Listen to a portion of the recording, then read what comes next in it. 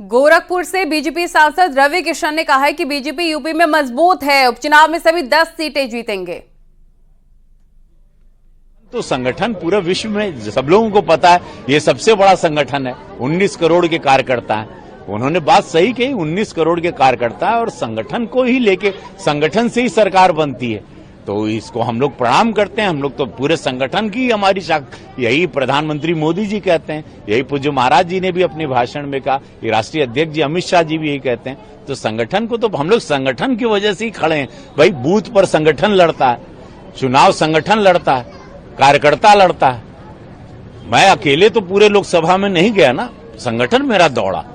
ये मेरा पूरा संगठन जो खड़ा है, जान झोंक दी है, तब हम लोग इतना इस झूठ की आंधी में ऐतिहासिक जीत निकाल के लाए।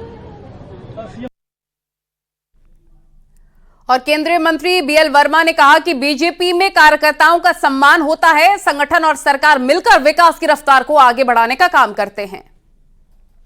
देखिए, मैं भी कार्यकर्ता हूं और कार्यकर्ताओं का सम्मान कहीं होता है। कार्यकर्ता आधारित पार्टी कोई है तो भाजपा है, तो कार्यकर्ताओं का सम्मान तो हम सभी करते हैं और संगठन और सरकार मिलकर के ही हम आगे बढ़ाते हैं।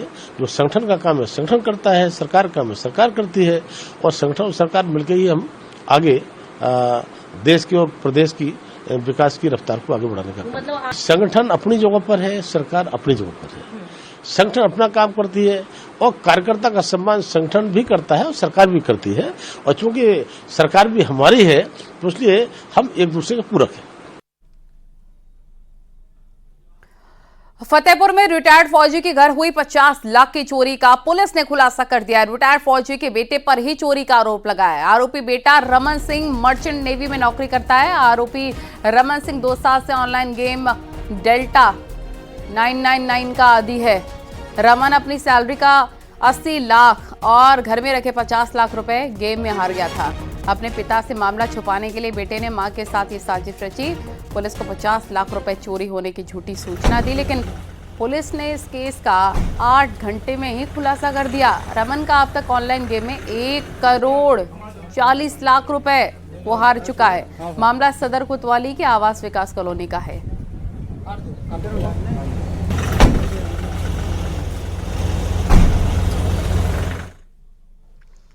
और मेरठ में कुल्हाड़ी से काटकर पत्नी की हत्या के मामले में पुलिस ने बड़ा खुलासा किया है। पुलिस ने आरोपी पति मौसम को गिरफ्तार कर लिया है। आरोपी पति मौसम के मुताबिक उसकी पत्नी फरजाना अपने प्रेमी के साथ मिलकर उसकी हत्या करना चाहती थी।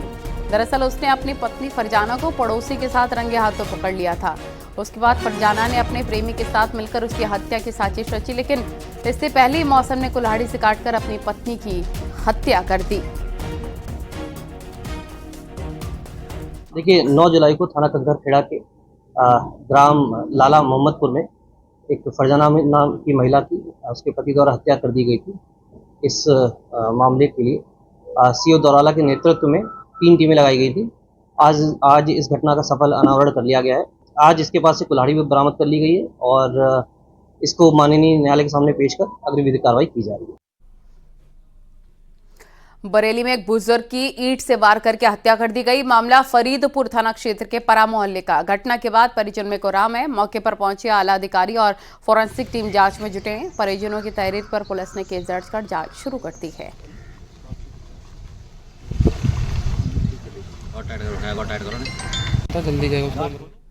बरेली में घर की छत पर मुहर्रम का जुलूस देख रही महिलाओं के साथ छेड़खानी की गई है। विरोध करने पर महिलाओं के साथ मारपीट भी हुई। आरोपी तेजाब की बोतल लेकर घर में घुस गए थे। घटना का विरोध करते हुए गुस्साए लोगों ने थाने का घेराव किया है। जो वीडियो वायरल हुआ था उसी के आधार पर पुलिस आरोपी की तलाश में जुट गई है। घटना फरीदपुर थाना क्षेत्र के मिरधान मोहल्ले का है।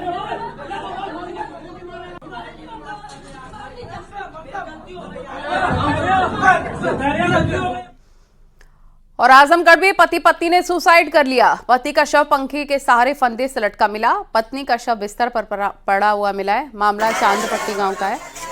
राम शरीक नासिक में फर्नीचर का काम किया करता था। इसी साल 26 अप्रैल को राम शरीक की शादी हुई थी। शादी के बाद से वो घर पर ही रह रहा था।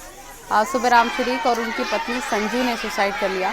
पुलिस ने परिवार के कई लोगों को हिरासत में लिया है।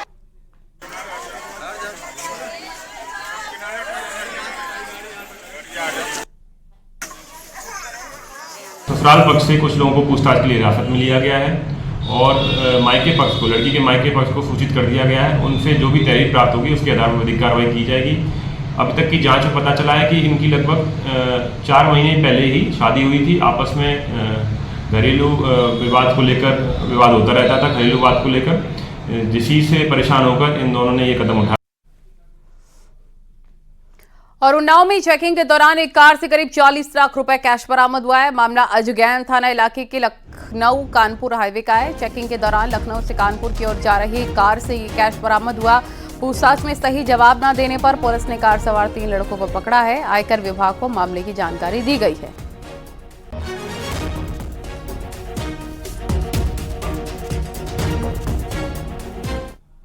खबर अमरोहा से, जहां बारात के दौरान युवक का तलवार लहराते हुए एक वीडियो सामने आया है, जिसमें युवक डांस करते हुए हवा में तलवार लहरा रहा है। वायरल वीडियो के आधार पर पुलिस कार्रवाई कर रही है, जहां पर बारातियों ने तलवार लेकर हवा में लहराते हुए डांस किया। हालांकि इस पूरे मामले में एक आरोपी को गिरफ्तार भी कर लिया गया है।